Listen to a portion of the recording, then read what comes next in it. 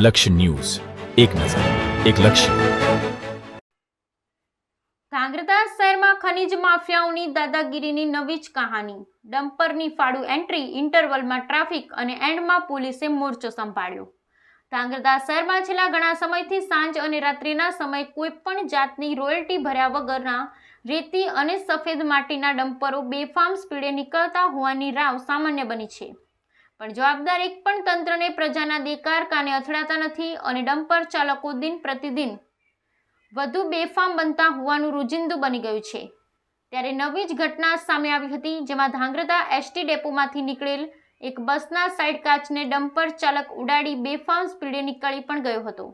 એક તકે પ્રજાનો અવાજ કદાચ બોધો છે, જે તંત્રને નથી જ સંભળાતા, પણ ખુદ સરકારી તંત્રનો એસટી વિભાગ પણ ખનીજ માફિયાઓની આ દાદાગીરી સામે કેટલા લાચાર છે તેનો દાખલો જોવા મળ્યો હતો. જોકે એસટીના ડ્રાઈવર પણ આવી વારંવાર બનતી ઘટનાથી કંટાળ્યા હોય તેમ આ બનાવ વખતે બસને રોડ ઉપર જ મૂકી એસટી ડેપો જતા રહ્યા હતા અને જાહેરમાં રસ્તામાં પડેલી બસના લીધે ધ્રાંગધ્રા ફુલેશ્વર પોલીસ ચોકી પાસે ટ્રાફિકની સમસ્યા થઈ હતી. ત્યારબાદ પોલીસની દરમિયાનગીરીથી ટ્રાફિક વ્યવસ્થા હળવી કરવા સમજાવટ બાદ ડ્રાઈવર દ્વારા બસને ખસેડતા મામલો થાળે પડ્યો હતો અને વાહન વ્યવહાર રાબેતા મુજબનો બન્યો હતો.